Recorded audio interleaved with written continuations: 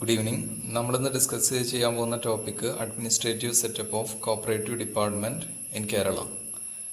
കേരളത്തിലെ കോപ്പറേറ്റീവ് ഡിപ്പാർട്ട്മെൻറ്റിൻ്റെ ഒരു ഭരണം എങ്ങനെയാണ്, അതിൻ്റെ ഒരു സ്ട്രക്ചർ എങ്ങനെയാണെന്നാണ് ഇതിൽ കൂടെ നമ്മൾ പഠിക്കുന്നത്. അതായത് നിങ്ങൾക്കറിയാം, കോപ്പറേഷൻ എന്ന് പറയുന്നത് ഒരു സ്റ്റേറ്റ് സബ്ജക്റ്റാണ്. അതായത് 3 സബ്ജക്റ്റുകളാണ് വരിക: യൂണിയൻ ആയിട്ടുള്ള സബ്ജക്റ്റ്, അതുപോലെ തന്നെ സ്റ്റേറ്റ്, കൺകറൻറ്റ്. ഇങ്ങനെ 3 ലിസ്റ്റുകൾ ഉണ്ടെന്ന് ഓൾറെഡി നിങ്ങൾക്ക് അറിയാൻ പറ്റും. അതിൽ സ്റ്റേറ്റ് സബ്ജക്റ്റായിട്ട് നമ്മൾ പറയുന്നതാണ് കോപ്പറേഷൻ. അതായത് കോപ്പറേഷനുമായിട്ട് ബന്ധപ്പെട്ട നിയമങ്ങൾ ഉണ്ടാക്കാനുള്ള അധികാരം നിയമസഭയ്ക്കാണ്. അപ്പോൾ കേരളത്തിലാണെങ്കിൽ കേരള നിയമസഭയ്ക്കായിരിക്കും. അപ്പോൾ ഈ ഒരു കേരളത്തിൽ കോപ്പറേഷനുമായി ബന്ധപ്പെട്ട ഒരു മിനിസ്ട്രി ഉണ്ട്. ഈ മിനിസ്ട്രിയുടെ ഹെഡ് എന്ന് പറയുന്നത് കോപ്പറേഷൻ മിനിസ്റ്റർ ആയിരിക്കും. ഓക്കെ. ഇത് കൂടാതെ തന്നെ കോപ്പറേറ്റീവ് ഡിപ്പാർട്ട്മെൻറ്റ് എന്ന് പറയുന്ന ഒരു സ്ഥാപനം വർക്ക് ചെയ്യുന്നുണ്ട്. ഈ ഒരു കോപ്പറേറ്റീവ് ഡിപ്പാർട്ട്മെൻറ്റിനെ പറ്റിയിട്ടാണ് നമുക്കിതിൽ ഡിസ്കസ് ചെയ്യാനുള്ളത്. കോപ്പറേറ്റീവ് ഡിപ്പാർട്ട്മെൻറ്റ് എന്ന് പറഞ്ഞാൽ കേരളത്തിൽ പ്രവർത്തിക്കുന്ന എല്ലാ കോപ്പറേറ്റീവ് സൊസൈറ്റികൾക്കും ബാധകമാകുന്ന ഡിപ്പാർട്ട്മെൻറ്റാണ്. കാരണം ഈ സൊസൈറ്റികളുടെയൊക്കെ പ്രവർത്തനങ്ങളെ നിയന്ത്രിക്കുന്നത്, അതിൻ്റെ മൊത്തം അഡ്മിനിസ്ട്രേഷൻ ഈ ഒരു കോപ്പറേറ്റീവ് ഡിപ്പാർട്ട്മെൻ്റ് ആയിരിക്കും. കോപ്പറേറ്റീവ് ഡിപ്പാർട്ട്മെൻറ്റിൻ്റെ ടോപ്പിൽ വരുന്ന അതിൻ്റെ ചീഫ് എക്സിക്യൂട്ടീവ് എന്ന് പറയുന്നത് രജിസ്ട്രാർ ആയിരിക്കും. ഓക്കെ. കോപ്പറേറ്റീവ് ഡിപ്പാർട്ട്മെൻറ്റിൻ്റെ ചീഫ് എക്സിക്യൂട്ടീവ് ആയിട്ട് വരുന്നത് രജിസ്ട്രാർ ആയിരിക്കും. രജിസ്ട്രാറെ നമ്മൾ പറയാൻ പറ്റും, registrar is the head of the department. അതായത് department is headed by registrar of cooperative societies. അതിൻ്റെ ടോപ്പിൽ ചീഫ് എക്സിക്യൂട്ടീവ് എന്ന് നമ്മൾ പറയാറുണ്ട്. രജിസ്ട്രാർ ആയിരിക്കും അതിൻ്റെ ടോപ്പിൽ വരുന്നത്. ഇതുപോലെ രജിസ്ട്രാറെ അസിസ്റ്റ് ചെയ്തുകൊണ്ട് വരുന്ന 4 അഡീഷണൽ രജിസ്ട്രാർമാരുണ്ടായിരിക്കും. അതിൽ 4 അഡീഷണൽ രജിസ്ട്രാറാണ് രജിസ്ട്രാറെ അസിസ്റ്റ് ചെയ്യുന്നത്. ഇത് കൂടാതെ ജോയിൻറ്റ് രജിസ്ട്രാറും ഡെപ്യൂട്ടി രജിസ്ട്രാർ, അതുപോലെ അസിസ്റ്റൻറ്റ് രജിസ്ട്രാർ, ഇങ്ങനെയും വരുന്നുണ്ട്. നമുക്ക് ആദ്യം ഈ ഒരു അഡീഷണൽ രജിസ്ട്രാർ ആരൊക്കെയാണെന്ന് നോക്കാം. ഈ ഓരോ അഡീഷണൽ രജിസ്ട്രാർക്കും അവരുടേതായിട്ടുള്ള ഡ്യൂട്ടി ഉണ്ട്. ഓക്കെ. ഓരോ ചാർജ് കൊടുത്തിട്ടുണ്ട്. അപ്പോൾ ഇങ്ങനെ ഏതൊക്കെ ചാർജുകളാണ് ഈ 4 അഡീഷണൽ രജിസ്ട്രാർമാർക്കും വരുന്നതെന്നാണ് നമ്മൾ ചെക്ക് ചെയ്യുന്നത്. ഒന്ന് ക്രെഡിറ്റ് വിങ് ആണ്. അതായത് കോപ്പറേറ്റീവ് ക്രെഡിറ്റ് സൊസൈറ്റികളുമായി ബന്ധപ്പെട്ട ചാർജ് ആയിരിക്കും ഒരു അഡീഷണൽ രജിസ്ട്രാർക്ക് വരുന്നുണ്ടായിരിക്കാം. അതായത് കോപ്പറേറ്റീവ് ക്രെഡിറ്റ് സൊസൈറ്റികൾ, അതുപോലെ തന്നെ കോപ്പറേറ്റീവ് ബാങ്കുകളൊക്കെയാണ് ഈ ഒരു ക്രെഡിറ്റ് വിങ്ങിൻ്റെ അണ്ടറിൽ വരുന്നത്. ഓക്കെ. ബാങ്കിങ് ആക്ടിവിറ്റീസ് ചെയ്യുന്ന കോപ്പറേറ്റീവ് സൊസൈറ്റികൾ, അഗ്രികൾച്ചർ ക്രെഡിറ്റ്, അങ്ങനെയുള്ള ക്രെഡിറ്റ് കൊടുക്കുന്ന സൊസൈറ്റികളാണ്. ഇതാണ് വലിയൊരു വിഭാഗം കേരളത്തിൽ വർക്ക് ചെയ്യുന്നത്. അതുകൊണ്ട് തന്നെ ഈ ഒരു വിങ്ങിൻ്റെ ചാർജ് ഒരു അഡീഷണൽ രജിസ്ട്രാർ അണ്ടറിലാണ് വരുന്നുണ്ടായിരിക്കുക. ഓക്കെ. അപ്പോൾ ക്രെഡിറ്റ് വിങ് ഒരു അഡീഷണൽ രജിസ്ട്രാർക്ക് ആ ചാർജ് ഉണ്ടായിരിക്കും. അതേപോലെ തന്നെ വേറൊരു വിങ്ങാണ് കൺസ്യൂമർ സൊസൈറ്റികളുമായി ബന്ധപ്പെട്ടിട്ട് ഒരു ചാർജുള്ള അഡീഷണൽ രജിസ്ട്രാർ ഉണ്ടായിരിക്കും. ഓക്കെ. കൺസ്യൂമർ സൊസൈറ്റികൾ നിങ്ങൾക്കറിയാം, നമ്മളിവിടെ കേരളത്തിലെ ത്രിവേണി എന്ന് പറഞ്ഞാൽ കൺസ്യൂമർ സൊസൈറ്റിയാണ്. അങ്ങനെ അതേപോലെയുള്ള കൺസ്യൂമർ കോപ്പറേറ്റീവ് സൊസൈറ്റികളുടെ ചാർജ്, അങ്ങനെ ഒരു ചാർജുള്ള ആ ഒരു ഓഫീസറാണ് മറ്റൊരു അഡീഷണൽ രജിസ്ട്രാർ എന്ന് പറയുന്നത്. അപ്പോൾ ഒരു രജിസ്ട്രാർ ക്രെഡിറ്റ് വിങ്ങിൻ്റെ ഭാഗമായിട്ടും മറ്റൊരു രജിസ്ട്രാർ കൺസ്യൂമർ വിങ്ങിൻ്റെ ഭാഗമായിട്ടും വർക്ക് ചെയ്യുമ്പോൾ, മൂന്നാമത്തെ രജിസ്ട്രാർ ജനറൽ അഡ്മിനിസ്ട്രേഷനുമായി ബന്ധപ്പെട്ടാണ് വരുന്നത്. ജനറൽ അഡ്മിനിസ്ട്രേഷൻ മൊത്തം നമ്മളെ കോപ്പറേറ്റീവ് ഡിപ്പാർട്ട്മെൻറ്റിൻ്റെ, അതുപോലെ തന്നെ സ്റ്റേറ്റ് കോപ്പറേറ്റീവ് യൂണിയൻ ഉണ്ട്. കാരണം കോപ്പറേറ്റീവ് എഡ്യൂക്കേഷൻ, കോപ്പറേറ്റീവ് ട്രെയിനിങ്, ഇതുമായിട്ടൊക്കെ ബന്ധപ്പെട്ട് പ്രവർത്തിക്കുന്ന ഒരു സ്ഥാപനമാണ് സ്റ്റേറ്റ് കോപ്പറേറ്റീവ് യൂണിയൻ. ഈ ഒരു ഡിപ്പാർട്ട്മെൻറ്റിൻ്റെയും അതുപോലെ തന്നെ സ്റ്റേറ്റ് കോപ്പറേറ്റീവ് യൂണിയൻ്റെയൊക്കെ അഡ്മിനിസ്ട്രേഷനുമായി ബന്ധപ്പെട്ടിട്ട് ഒരു അഡീഷണൽ രജിസ്ട്രാർ വരുന്നുണ്ടായിരിക്കും. അതേപോലെ തന്നെ ഇൻഫർമേഷൻ ബ്യൂറോ ആയിട്ട് ബന്ധപ്പെട്ടിട്ട് മറ്റൊരു അഡീഷണൽ രജിസ്ട്രാർ, അതായത് 4 അഡീഷണൽ രജിസ്ട്രാർമാരാണ് നമ്മൾ പറഞ്ഞത്. അതിലൊരാൾ ഇൻഫർമേഷൻ ബ്യൂറോ ആയിട്ട് ബന്ധപ്പെട്ട് വരുന്നതാണ്. അതാണ് 4ാമത്തെ ഈ ഒരു അഡീഷണൽ രജിസ്ട്രാറുകളുടെ ഡ്യൂട്ടി. ഇൻഫർമേഷൻ ബ്യൂറോ ആയിട്ട് പ്രവർത്തിക്കുക എന്നുള്ളതാണ്. ഇനി അതിൽ വരുന്നത് 2 ജോയിൻറ്റ് രജിസ്ട്രാർമാരുണ്ടായിരിക്കും. അതായത് അഡീഷണൽ രജിസ്ട്രാർമാർ 4 അഡീഷണൽ രജിസ്ട്രാർമാരുണ്ടായിരിക്കും. അതേപോലെ തന്നെ 2 ജോയിൻറ്റ് രജിസ്ട്രാർസ്. ഇതിൽ മാർക്കറ്റിംഗ് ആൻഡ് പ്രോസസ്സിംഗ് സൊസൈറ്റികളുമായിട്ട് ബന്ധപ്പെട്ട ചാർജുള്ള ഒരു ജോയിൻറ്റ് രജിസ്ട്രാർ, അതുപോലെ തന്നെ SC/ST സൊസൈറ്റികളുമായി ബന്ധപ്പെട്ട് പ്രവർത്തിക്കുന്ന മറ്റൊരു ജോയിൻറ്റ് രജിസ്ട്രാർ. അപ്പോൾ ഇങ്ങനെ 2 ജോയിൻറ്റ് രജിസ്ട്രാർമാരാണ് വരുന്നത്. ഇതിൽ ഒരാൾക്കുള്ള ചാർജ് മാർക്കറ്റിംഗ് ആൻഡ് പ്രോസസ്സിംഗ് സൊസൈറ്റികളുടെ അതിൻ്റെ പ്ലാനിങ്, അതിൻ്റെ അഡ്മിനിസ്ട്രേഷൻ, അതുപോലുള്ള കാര്യങ്ങളുമാണ്. ഓക്കെ. മാർക്കറ്റിംഗ് ആൻഡ് പ്രോസസ്സിംഗ് സൊസൈറ്റികൾ. അപ്പോൾ അതിൻ്റെ ചാർജ് ആയിരിക്കും ഒരു ജോയിൻറ്റ് രജിസ്ട്രാർക്ക്. അതേപോലെ തന്നെ മറ്റൊരു ജോയിൻറ്റ് രജിസ്ട്രാർക്കുള്ള ചാർജ് എന്ന് പറയുന്നത് SC/ST സൊസൈറ്റികളുടെ അതിൻ്റെ പ്ലാനിങ്, അതിൻ്റെ അഡ്മിനിസ്ട്രേഷൻ, അതുമായി ബന്ധപ്പെട്ട ചാർജാണ് മറ്റൊരു ജോയിൻറ്റ് രജിസ്ട്രാർക്കുള്ളത്. അപ്പോൾ ഇങ്ങനെ 4 അഡീഷണൽ രജിസ്ട്രാർ, 2 ജോയിൻറ്റ് രജിസ്ട്രാർ, അതേപോലെ തന്നെ 1 ലോ ഓഫീസർ. ഇതിൻ്റെ ഒപ്പം തന്നെ ഒരു ലോ ഓഫീസർ ഉണ്ടായിരിക്കും. അതായത് നമ്മൾ പറയുന്ന ഈ ഓഫീസർമാരൊക്കെ കോപ്പറേറ്റീവ് ഡിപ്പാർട്ട്മെൻറ്റ്, കേരളത്തിലെ കോപ്പറേറ്റീവ് ഡിപ്പാർട്ട്മെൻറ്റിൻ്റെ ഭാഗമാണ്. ഓക്കെ, അതിൽ 1 ലോ ഓഫീസറും അതുപോലെ തന്നെ 1 ഫിനാൻസ് ഓഫീസർ. ഒരു ലോ ഓഫീസർ ഉണ്ടായിരിക്കും, ഒരു ഫിനാൻസ് ഓഫീസർ ഉണ്ടായിരിക്കും. ഇവർ സെക്രട്ടേറിയറ്റിൽ നിന്ന് വരുന്ന ഓഫീസർമാരായിരിക്കും. ഓൺ ഡെപ്യൂട്ടേഷനിലാണ് അവരെന്ത് ചെയ്യുന്നത്, വർക്ക് ചെയ്യുന്നത്. ലോ ഓഫീസർ നിങ്ങൾക്കറിയാം, ലോയുമായി ബന്ധപ്പെട്ട് ഈ ഒരു കോർപ്പറേഷനുമായി ബന്ധപ്പെട്ട നിയമങ്ങൾ, അതുപോലെ തന്നെ ജനറൽ കേരളത്തിൽ വരുന്ന മറ്റ് നിയമങ്ങൾ, ഇതുമായി ബന്ധപ്പെട്ടുള്ള ഉപദേശം രജിസ്ട്രാർക്ക് കൊടുക്കാൻ വർക്ക് ചെയ്യുന്ന ഒരു ഓഫീസറാണ് ലോ ഓഫീസർ. നിങ്ങൾക്കറിയാം, ലോ ഒരു പ്രാവശ്യം ഉണ്ടായിക്കഴിഞ്ഞാൽ പിന്നെ അത് എന്നേക്കുമാണ് ആ ലോ എന്ന് നമുക്ക് പറയാൻ പറ്റില്ല, അല്ലേ? പുതിയ ആക്റ്റുകൾ വരും, ഉള്ള ആക്റ്റിൽ അമെൻമെൻറ്റ് വരും. ഓക്കെ, അപ്പോൾ അങ്ങനെ മാറ്റങ്ങൾ വരുന്നുണ്ട്. അപ്പോൾ ഈ കാര്യങ്ങളെക്കുറിച്ചുള്ള വിദഗ്ധമായിട്ടുള്ള ഉപദേശം രജിസ്ട്രാർക്ക് ആവശ്യമുണ്ട്. അപ്പോൾ അത് കൊടുക്കാൻ വേണ്ടിയിട്ട് വരുന്ന ഓഫീസറാണ് ലോ ഓഫീസർ. ഇത് കൂടാതെ ഒരു ഫിനാൻസ് ഓഫീസർ, ഫിനാൻഷ്യൽ മാറ്റേഴ്സുമായിട്ട് ബന്ധപ്പെട്ട അഡ്വൈസുകൾക്ക് വേണ്ടിയിട്ടാണ് ഫിനാൻസ് ഓഫീസർ വരുന്നത്. അതായത് നമ്മളെ ഫണ്ടിൻ്റെ അലോക്കേഷൻ, ഫണ്ട് എങ്ങനെ ഡിസ്പേഴ്സ് ചെയ്യുന്നു, അതുപോലെ accounts, books of accounts keep ചെയ്യുന്നതുമായിട്ടൊക്കെ ബന്ധപ്പെട്ട് അതിൻ്റെ വിദഗ്ധ ഉപദേശം കൊടുക്കാൻ വേണ്ടിയിട്ടുള്ള ഓഫീസറാണ് ഫിനാൻസ് ഓഫീസർ. അതേപോലെ നമ്മൾ ഈ പറഞ്ഞ ഡെപ്യൂട്ടി അസിസ്റ്റന്റ് രജിസ്ട്രാറും അതുപോലെ തന്നെ ഡെപ്യൂട്ടി രജിസ്ട്രാർമാരും ഇതിൻ്റെ ഒപ്പം വരുന്നുണ്ട്. ഓക്കെ, നമ്മൾ ഓൾറെഡി പറഞ്ഞത് ജോയിൻറ്റ് രജിസ്ട്രാറുടെ കാര്യം പറഞ്ഞു, അതുപോലെ തന്നെ അഡീഷണൽ രജിസ്ട്രാർ പറഞ്ഞു. ഇനി വരുന്ന 7 ഡെപ്യൂട്ടി രജിസ്ട്രാറാണ്. 7 deputy registrars, then 13 assistant registrars. 7 deputy രജിസ്ട്രാർമാരും ഈ ഒരു കോപ്പറേറ്റീവ് ഡിപ്പാർട്ട്മെൻറ്റിൻ്റെ ഭാഗമാണ്. അതുപോലെ തന്നെ 13 അസിസ്റ്റന്റ് രജിസ്ട്രാർമാരുണ്ടായിരിക്കും.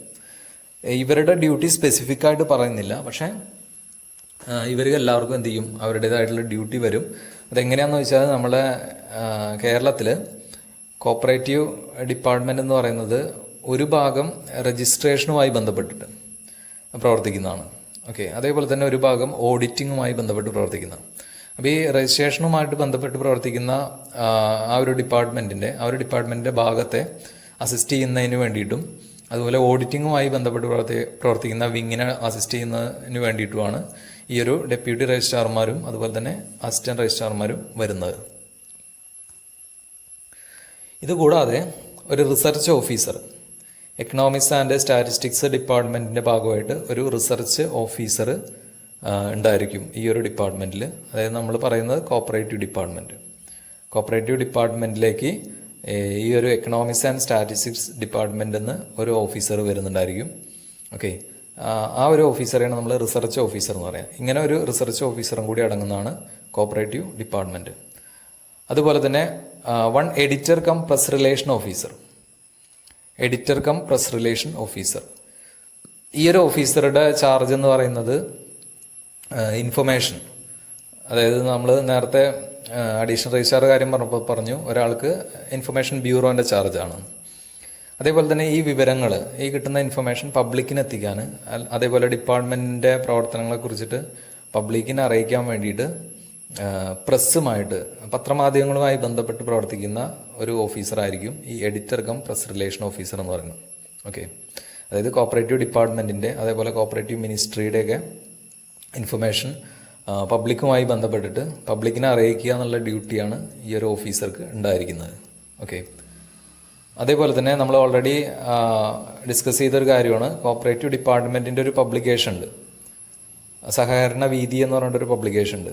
അപ്പോൾ ആ ഒരു പബ്ലിക്കേഷൻ ഈ ഒരു ഡിപ്പാർട്ട്മെൻറ്റിനാണ്. അതിൻ്റെ മുഴുവൻ ചാർജും ആർക്കായിരിക്കും?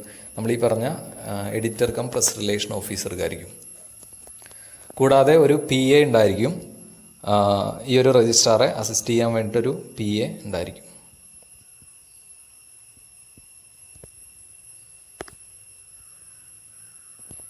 ഇതുകൂടാതെ നമ്മുടെ കോപ്പറേറ്റീവ് ഡിപ്പാർട്ട്മെൻറ്റിൻ്റെ ഭാഗമായിട്ട് തന്നെ director of cooperative audit, DCN നമുക്ക് ചുരുക്കി പറയാം, ഡയറക്ടർ ഓഫ് കോപ്പറേറ്റീവ് ഓഡിറ്റ്. ഇങ്ങനെ ഒരു അതോറിറ്റി ഉണ്ടായിരിക്കും. ഇത് വളരെ ഇമ്പോർട്ടൻ്റ് ആയിട്ടുള്ളൊരു ഭാഗമാണ്. കാരണം നിങ്ങൾക്കറിയാം, കോപ്പറേറ്റീവ് ഡിപ്പാർട്ട്മെൻറ്റ് എന്ന് പറയുന്നത് കോപ്പറേറ്റീവ് സൊസൈറ്റികളെ നിയന്ത്രിക്കാൻ വേണ്ടിയിട്ടാണ്. മൊത്തം കോപ്പറേറ്റീവ് സൊസൈറ്റികളുടെ ഒരു അഡ്മിനിസ്ട്രേഷനാണ് ഈ ഒരു കോപ്പറേറ്റീവ് ഡിപ്പാർട്ട്മെൻറ്റ് എന്ത് ചെയ്യുന്നത്, ഉറപ്പ് വരുത്തേണ്ടത്. അപ്പോൾ അതിൻ്റെ ഭാഗമായിട്ട് തന്നെ ഓഡിറ്റിംഗ് എന്ന് പറയുന്നത് നിർബന്ധമായിട്ടുള്ളൊരു കാര്യമാണ്. ഡിപ്പാർട്ട്മെൻറ്റാണ് എന്ത് ചെയ്യുന്നത്, എല്ലാ കോപ്പറേറ്റീവ് സൊസൈറ്റികളുടെയും കണക്ക് പരിശോധിക്കുന്നത്. അപ്പോൾ അവിടെ എന്തെങ്കിലും തരത്തിലുള്ള മിസ്അപ്രോപ്രിയേഷൻ നടത്തിയിട്ടുണ്ടോ എന്നൊക്കെ അറിയാൻ വേണ്ടിയിട്ടാണ് ഈ ഓഡിറ്റിംഗ് നടത്തുന്നത്. അപ്പോൾ അത് സ്റ്റാറ്റ്യൂട്ടറി ആയിട്ടുള്ളൊരു ഓഡിറ്റാണ്. നമ്മൾ ജോയിൻറ്റ് സ്റ്റോക്ക് കമ്പനികളിലെ ഓഡിറ്റിംഗ് പഠിച്ച പോലെ തന്നെ കോപ്പറേറ്റീവ് സൊസൈറ്റികളുടെ ഓഡിറ്റും നിർബന്ധമായിട്ടുള്ള കാര്യമാണ്. അപ്പോൾ അതുകൊണ്ട് അതിന് വേണ്ടിയിട്ടുള്ളൊരു ഓഫീസർ ഉണ്ടായിരിക്കും. അതാണ് ഡയറക്ടർ ഓഫ് കോപ്പറേറ്റീവ് ഓഡിറ്റ് എന്ന് പറയുന്നത്. ഈ ഒരു ഓഫീസറെ അസിസ്റ്റ് ചെയ്തുകൊണ്ട് കുറച്ച് ഓഫീസേഴ്സ് വേറെ വരുന്നുണ്ട്. അതിൽ അഡീഷണൽ ഡയറക്ടർ വരും, അതേപോലെ തന്നെ joint director, deputy director, assistant director, ഇങ്ങനെ അടങ്ങുന്ന ഈ ഓഫീസർമാരും കൂടിയതാണ് നമ്മൾ ഈ പറയുന്ന ഓഡിറ്റ് വിങ്. അത് കോപ്പറേറ്റീവ് ഡിപ്പാർട്ട്മെൻറ്റിൻ്റെ ഒരു വളരെ ഇമ്പോർട്ടൻ്റ് ആയൊരു ഭാഗമാണ് ഈ ഓഡിറ്റ് വിങ് എന്ന് പറയുന്നത്. കാരണം ഓഡിറ്റിംഗ് എന്താണെന്ന് നിങ്ങൾക്കറിയാം. Auditing is the independent examination of books of accounts ആണ്. അത് ചെയ്യുന്നത്, ആ ഒരു അക്കൗണ്ട് പരിശോധിക്കുന്നത്, അതിന് വേണ്ടിയിട്ടുള്ള സ്റ്റാഫാണ് നമ്മൾ ഈ പറയുന്ന ഓഡിറ്റ്, കോപ്പറേറ്റീവ് ഓഡിറ്റ് ഡിപ്പാർട്ട്മെൻറ്റ്, ഈ ഒരു ഡയറക്ടർ ഓഫ് കോപ്പറേറ്റീവ് ഓഡിറ്റ് എന്ന് പറയുന്ന ഒരു വിങ്. ഓക്കെ, അതായത് കോപ്പറേറ്റീവ് ഡിപ്പാർട്ട്മെൻറ്റിൻ്റെ ഭാഗമാണ് ഈ ഒരു വിങ്. ഇത് കൂടാതെ ഈ ഓഫീസേഴ്സ് കൂടാതെ തന്നെ 7 ഓഡിറ്റേഴ്സ് ഓഫ് കോപ്പറേറ്റീവ് സൊസൈറ്റീസ് ഉണ്ടായിരിക്കും. 7 auditors of cooperative societies. Cooperative society 7 ഓഡിറ്റർമാർ. ഓക്കെ, നമ്മൾ ഈ പറയുന്ന ഓഫീസർമാർ കൂടാതെയാണ് ഈ ഒരു ഓഡിറ്റേഴ്സ് വരുന്നത്. ഓക്കെ, ഇതടങ്ങുന്നതാണ് കോപ്പറേറ്റീവ് വിങ്. ഇവരാണ് വർഷാവർഷം കേരളത്തിലെ കോപ്പറേറ്റീവ് സൊസൈറ്റികളുടെ ഓഡിറ്റിംഗ് എന്ന് പറയുന്ന ഒരു ഫംഗ്ഷൻ അത് ചെയ്യുന്നത്. ഓക്കെ, പലപ്പോഴും പല സൊസൈറ്റികളുമായി ബന്ധപ്പെട്ട് ഇൻറ്റേർണൽ ഓഡിറ്റേഴ്സ് ഉണ്ടാവും. ഇൻറ്റേർണൽ ഓഡിറ്റ് ആ ഒരു സ്ഥാപനത്തിലെ ആൾ തന്നെയായിരിക്കും. പക്ഷേ എക്സ്റ്റേണൽ ഓഡിറ്ററായിട്ടാണ് നമ്മൾ ഈ ഒരു ഡിപ്പാർട്ട്മെൻറ്റിൻ്റെ സ്റ്റാഫ് പോകുന്നത്. ഓക്കെ, ഇൻഡിപെൻഡൻ്റ് ഓഡിറ്റേഴ്സ് ആയിരിക്കും. പിന്നെ നമുക്കതിൽ പറയാനുള്ളത്, കോപ്പറേറ്റീവ് ഡിപ്പാർട്ട്മെൻറ്റിൻ്റെ ഭാഗമായിട്ട് തന്നെ ഒരു വിജിലൻസ് വിങ് വർക്ക് ചെയ്യുന്നുണ്ട്. നമ്മൾ ഇൻവെസ്റ്റിഗേഷനും അതുപോലെ തന്നെ എൻക്വയറി ഒക്കെ പഠിച്ചിട്ടുണ്ടായിരുന്നു. എൻക്വയറി അതുപോലെ ഇൻസ്പെക്ഷൻ, ഈ ഒരു ഭാഗം കവർ ചെയ്ത സമയത്ത് പറഞ്ഞിട്ടുണ്ടായിരുന്നു. വിജിലൻസ് ഓഫീസർ സാധാരണ ഈ ഒരു കോപ്പറേറ്റീവ് സൊസൈറ്റിയുമായി ബന്ധപ്പെട്ട കേസുകൾ, അതിൽ നടക്കുന്ന കള്ളത്തരങ്ങളൊക്കെ അന്വേഷിക്കാൻ വേണ്ടിയിട്ട് ഉള്ളൊരു ഉദ്യോഗസ്ഥനാണ് വിജിലൻസ് ഓഫീസർ. അപ്പോൾ ഈ വിജിലൻസ് ഓഫീസറും കൂടാതെ കുറച്ച് ആളുകളും അടങ്ങുന്ന ഒരു വിങ് ആയിരിക്കും ഈ ഒരു വിജിലൻസ് വിങ്ങായിട്ട് വർക്ക് ചെയ്യുന്നത്. ഈ ഒരു വിജിലൻസ് ഓഫീസർ വർക്ക് ചെയ്യുന്നത് രജിസ്ട്രാറുടെ നിർദ്ദേശപ്രകാരമായിരിക്കും. ഓക്കെ, അപ്പോൾ ഇവരും കോപ്പറേറ്റീവ് ഡിപ്പാർട്ട്മെൻറ്റിൻ്റെ ഭാഗമാണ്. ഈ ഒരു വിജിലൻസ് വിങ്ങിൽ ആരൊക്കെയാണ് വരുന്നതെന്ന് നോക്കാം. ഒന്ന്, കോപ്പറേറ്റീവ് വിജിലൻസ് ഓഫീസർ എന്നാണ് ഈ ഒരു വിജിലൻസ് ഓഫീസറുടെ ഒഫീഷ്യലായിട്ടുള്ള പേര്, കോപ്പറേറ്റീവ് വിജിലൻസ് ഓഫീസർ. ഈ ഒരു വർക്ക് ചെയ്യുന്നത് DIG ഓഫ് പോലീസ് റാങ്കിൽ പെടുന്ന ആളായിരിക്കും. ഓക്കെ, അപ്പോൾ DIG ആയിരിക്കും ഈ ഒരു കോപ്പറേറ്റീവ് വിജിലൻസ് ഓഫീസറായിട്ട് അപ്പോയിൻറ്റ് ചെയ്യുന്ന വ്യക്തി. ഓക്കെ, DIG എന്ന് പറഞ്ഞാൽ ഡയറക്ടർ ഇൻസ്പെക്ടർ ജനറലാണ്. നമ്മൾ പോലീസ് ഡിപ്പാർട്ട്മെൻറ്റിൻ്റെ ഭാഗമാണത്. അപ്പോൾ അവരായിരിക്കും വിജിലൻസ് ഓഫീസറായിട്ട് വരുന്നത്. അതുപോലെ തന്നെ 3 DYSPമാർ വരും ഇതിനകത്ത്. DYSP എന്ന് പറഞ്ഞാൽ നിങ്ങൾക്കറിയാം, ഡെപ്യൂട്ടി സൂപ്രണ്ട് ഓഫ് പോലീസാണ് DYSP. പോലീസ് ഡിപ്പാർട്ട്മെൻറ്റിൽ നിന്ന് വരുന്ന ആളുകൾ തന്നെയാണ്. അപ്പോൾ ഇവരും വിജിലൻസിൻ്റെ ഭാഗമായിട്ട് കോപ്പറേറ്റീവ് വിജിലൻസ് ഓഫീസറുടെ ഓഫീസിലാണ് എന്ത് ചെയ്യുന്നത്, വർക്ക് ചെയ്യുന്നത്. കൂടാതെ സർക്കിൾ ഇൻസ്പെക്ടേഴ്സ് വരും.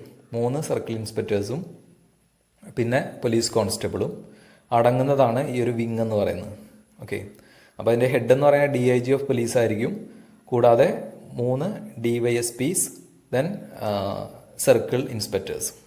ഓക്കെ, പ്ലസ് കോൺസ്റ്റബിൾസ്, പോലീസ് കോൺസ്റ്റബിളും ഉണ്ടായിരിക്കും. നമ്മളിന്ന് പറയുന്ന കോൺസ്റ്റബിൾ എന്നൊന്നും പറയാറില്ല, അന്ന് സിവിൽ പോലീസ് ഓഫീസർ എന്നാണ് പറയുന്നത്. അപ്പോൾ അങ്ങനെയുള്ള ആളുകളാണ് പിന്നെ അതിനകത്ത് വരുന്നത്. ഓക്കെ, പിന്നെ അതിൻ്റെ ഒപ്പം പറയാനുള്ളത് 3 സോണൽ ഓഫീസുകൾ ഉണ്ടായിരിക്കും. ഈ ഒരു വിജിലൻസ് വിങ്ങിൻ്റെ ഭാഗമായിട്ടാണ് ഈ സോണൽ ഓഫീസ് വരുന്നത്. ഒന്ന് ആലപ്പുഴ, മറ്റൊന്ന് തൃശ്ശൂർ, പിന്നെ ഒന്ന് കണ്ണൂർ. ഇങ്ങനെ 3 മേഖല ഓഫീസുകളാണ് നമ്മളെ വിജിലൻസ് വിങ്ങിനുള്ളത്. ഓക്കെ, മനസ്സിലായെന്ന് വിചാരിക്കുന്നു. ദെൻ നമുക്കിനി പറയാനുള്ളത്, ഇതിൻ്റെ ഒരു കുറച്ചുകൂടെ ഭാഗങ്ങളുണ്ട്. Service of 9 deputy registrar's 23 cooperative inspectors to the State Cooperative Union for working as a principals and lecturers of cooperative training institutes. Okay, അതായത് ഇവിടെ നമ്മൾ ഈ പറഞ്ഞ ഡിപ്പാർട്ട്മെൻറ്റിൽ പറയുന്ന ഓഫീസേഴ്സ് ഉണ്ട്. ഇതിന് പുറമെ തന്നെ ഡെപ്യൂട്ടി രജിസ്ട്രാർമാരുടെ അതുപോലെ തന്നെ ഇൻസ്പെക്ടേഴ്സ്, കോപ്പറേറ്റീവ് ഇൻസ്പെക്ടേഴ്സ് എന്ന് പറയുന്ന ഓഫീസർമാരുണ്ട്. അപ്പോൾ അങ്ങനെയുള്ള ആളുകൾ 23 കോപ്പറേറ്റീവ് ഇൻസ്പെക്ടേഴ്സും അതുപോലെ 9 ഡെപ്യൂട്ടി രജിസ്ട്രാർസും വരുന്ന ഇവരുടെയൊക്കെ സേവനം എന്തായിട്ട് കിട്ടും, എങ്ങനെയാണ് ഇവർ സേവിക്കുന്നതെന്ന് വെച്ചാൽ കോപ്പറേറ്റീവ് ട്രെയിനിങ് ഇൻസ്റ്റിറ്റ്യൂട്ടുകളിലെ ലെക്ചറേഴ്സും പ്രിൻസിപ്പൽസും ആയിട്ടാണ് ഇവർ വർക്ക് ചെയ്യുന്നത്. ഓക്കെ, പ്രിൻസിപ്പളായിട്ടും ലെക്ചേഴ്സായിട്ടുമാണ് ഈ ഒരു സ്റ്റേറ്റ് കോപ്പറേറ്റീവ് യൂണിയന് വേണ്ടിയിട്ടാണ് ഇവർ വർക്ക് ചെയ്യുന്നത്. സ്റ്റേറ്റ് കോപ്പറേറ്റീവ് യൂണിയൻ എന്ന് പറഞ്ഞാൽ നിങ്ങൾക്കറിയാം, അത് നമ്മൾ ആ ഒരു കോപ്പറേറ്റീവ് സൊസൈറ്റീസ് ആക്ട് പഠിക്കുമ്പോൾ പറഞ്ഞിട്ടുണ്ടായിരുന്നു. സെക്ഷൻ 89 പ്രകാരം ഫോം ചെയ്യുന്ന ഒരു സ്ഥാപനമാണ് സ്റ്റേറ്റ് കോപ്പറേറ്റീവ് യൂണിയൻ.